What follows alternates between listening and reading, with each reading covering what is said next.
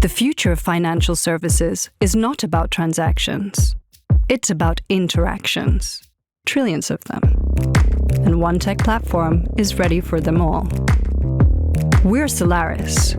We built rock-solid APIs with a digital banking core and a growing product ecosystem. We pioneered banking as a service, and today, Solaris is Europe's leading platform. We're the innovation engine behind some of the world's most visionary companies. But we're not stopping there. We want more. Now, the market we pioneered is growing, evolving, and Solaris is rising to the challenge to lead the next revolution, embedded finance. We've built a cutting-edge tech platform, personal in scope, global in scale. Large international enterprises choose us because we're cloud-native, fast and secure, with a modular design, an in-house developed tech stack, and a unique license setup. The age of the bank is over. The time of embedded finance is now. Solaris, the engine of embedded finance. Hi, everybody. My name is Konstantin. I'm the CFO of Solaris, and we thought we kick off the session with a little video and explaining what we do, as it has been an intense day for everybody, and so we thought we change it up a little bit. So I think from the video, the mission is hopefully clear. We try to enable any business to offer a seamless financial solution. So their customers, and it should be all powered by our platform, because we have a really scalable licensing setup, and we think that we also have a really great tech stack. So to bring you a little bit closer to the story and what we do and how we see ourselves, we thought we were going to start with a couple of key facts why we claim to be the leading B2B embedded finance platform in Europe. So we were founded in 2015. We have 3 licenses across Europe and the UK, 2 EMI, 1 in the UK, 1 in Lithuania, and obviously our banking license in Germany. We cover with that setup roughly 80% of the addressable market. So this is where we think we should be playing in, and that's why we will not further expand our geographic footprint. We currently have 8 locations, and we have 750 people. We still aim for a growth, but not as high as it used to be back in the days. So it should come around 30+%. We raised so far 500 million. And we still have big plans, so everybody's welcome to chip in a little bit more. And we don't forget, to cater towards our ESG targets, and we aim to be carbon neutral by 2030.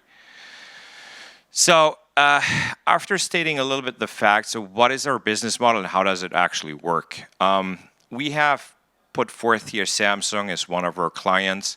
The front end is usually designed by our B2B partner because we're a B2B to X, so we don't try to cater towards the retail client as such, or the consumer. We let that happening through the front end of the partner because usually the partner knows the consumer better than anybody else. What we try then to establish is essentially our solutions through APIs, which is, the accounts and credit card and debit card setup, but also our KYC platform. And then if you want to further develop that, obviously with our banking license, we can offer additional products like savings, like lending, and then develop that journey with our client to the next level. So how does it actually then work with regard to our tech stack? Obviously, as a CFO, I'm probably not the best to speak about it, but there are a couple of things that are very, very important to mention here. So we're cloud native. We're the first bank in Europe to be fully up on the cloud. We have developed the core banking system in-house. So it's 100% Solaris tech. We are very modular in terms of setup, so we have services that we can break down to the lowest level and bring it across through our APIs. We're up and running with the speed that is necessary. As the video said, we're fast and secure. And we have a scalable licensing setup, meaning that with the EMI and the banking license, you can pick and choose what type of products you want to offer. Which means that we can also then adjust the setup as such that you don't have to carry the cost of the full regulatory regime of a banking license if you don't want to. So we started with FinTech. We helped grow the most prominent banks, aside from N26, obviously, in Germany and Europe. Phenom, Contest, Vivid, they all started on our platform. We acquired clients like Samsung and Amex through very specific solutions that we were able to offer them.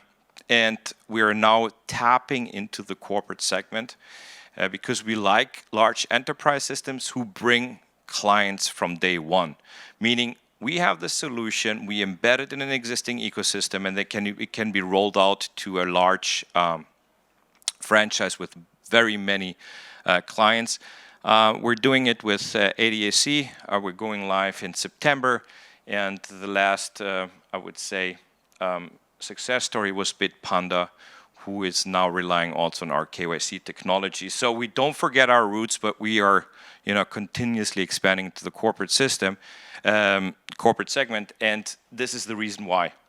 So the enterprises, the verticals, are larger than the traditional fintechs or neobanks verticals, and that's where the growth is going to come from. And we think that we're positioned as the market leader to be able to cater to this segment. And we will not be playing across all of them because that would also require more and more capital to be able to cater to very specific verticals with very specific solutions. And also, especially the retail segment that we are not covering right now, would also require a lot of capital in terms of lending capacity through the balance sheet. So what we do is we continue to cater towards neobanks and other fintechs, and the specific verticals that we would like to continue growing would be travel, hospitality, mobility, and tech. And that would then ultimately be the next phase of evolution. And we think that we are bringing now everything together with our new strategy to actually be able to defend our position and ideally grow it a little bit further. So with regard to the product setup, we're actually not focusing on bringing ever more features and product to the market, but rather focusing on the things that we can do best and actually taking out features that don't have a real growth prospect. So that also will mean that ultimately we are adjusting our go-to-market towards the corporate segments. And obviously, as everybody knows, a lot of licensed players through the EMI and CRR licensing setup came under intense regulatory scrutiny.